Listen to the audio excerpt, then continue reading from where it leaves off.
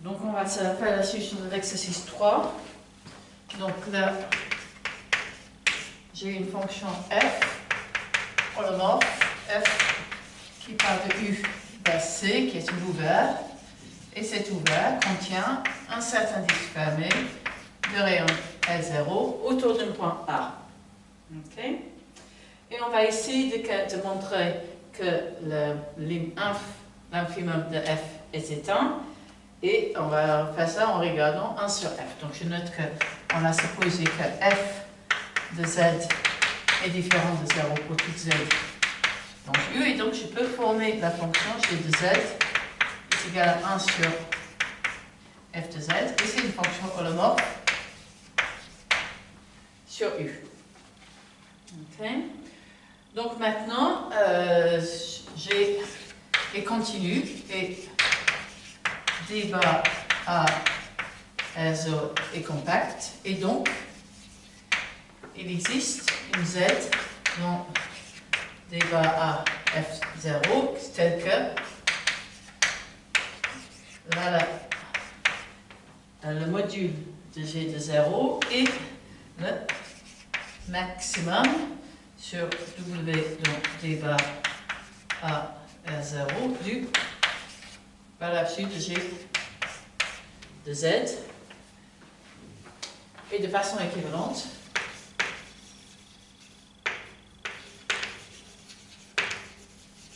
j'ai que la valeur absolue de f de z, c'est le minimum sur toutes les W dont D bar A R0 de, pardon, ça devrait être W ici, valeur absolue de G de W. Ok, donc reste à montrer que on peut prendre Z donc C à 0. Ok. Alors, on va supposer que ce n'est pas le cas et on va montrer qu'on peut alors changer de Z. Donc, si Z est dans l'intérieur de ce domaine, on a donc que Z est un maximum local de G bar de Z bar, donc G constante sur D A R0 bar, puisque cette quantité-là est connexe. Ok, donc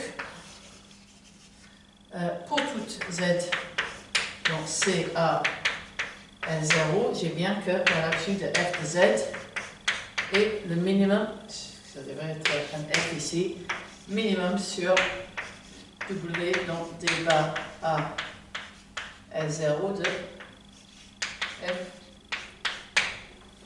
de W. Ok, donc ça c'est fait. Ensuite, on va en déduire des choses sur des polynômes, et notamment le fait que n'importe quel polynôme complexe a une racine. Donc après, numéro 2, donc là j'ai un polynôme non constante, donc c'est A0 plus A1Z, et je vais faire la somme jusqu'à AM Z puissance M avec AM différente de 0. Et je vais écrire P dans le format Z puissance, donc Z différent de 0, Z puissance M fois AM plus AM moins 1 sur Z plus A0 sur Z puissance M. Et donc si je regarde la valeur absolue de P de Z, c'est la valeur absolue de Z puissance M multipliée par cette quantité-là, A0 puissance Z sur M. Et ça, c'est plus petit et plus grand que, donc ça c'est plus grand que la valeur absolue de Z puissance M par l'inégalité AM moins 1 sur Z, enfin A0 jusqu'à moins A0 sur Z puissance M. Et cette quantité-là converge vers 0 quand la valeur absolue de Z converge vers plus l'infini.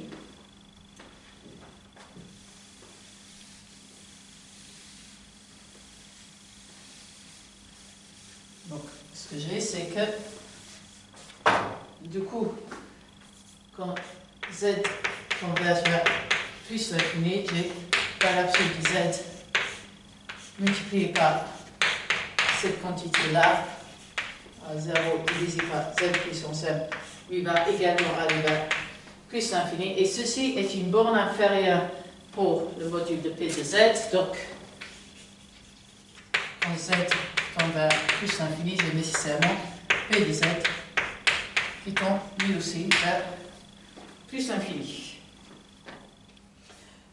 Ok, donc maintenant on va en déduire que la borne inf de P de Z est atteinte. Donc, je vais prendre soit M dans l'image de la fonction valeur absolue de P. Ok, il existe donc une R telle que pour toute Z telle que valeur absolue de Z est plus grand que R, j'ai que la valeur absolue de P de Z est plus grand que M, qui est dans l'image de valeur absolue de P.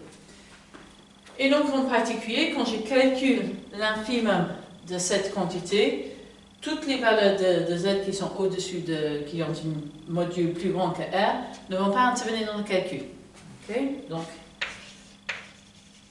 inf sur Z dans C de valeur absolue de P de Z, c'est la même chose que l'inf sur Z dans le disque autour de 0 et du rayon R de valeur absolue de P de Z. Okay? Et cette quantité-là est atteinte car valeur absolue de P de Z est continue et D0 bar 0 R est compacte. Ok, donc cette quantité-là va être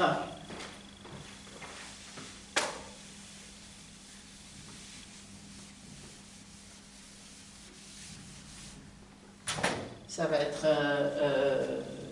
être fini, ok, et donc il existe un W tel que le P de W est égal à l'infimum sur toutes les Z dans C de valeur absolue de P de Z. Ok, et si P de W n'est pas égal à 0, alors j'ai que, donc supposons que c'est pas, je peux considérer donc 1 sur Q de Z, pardon.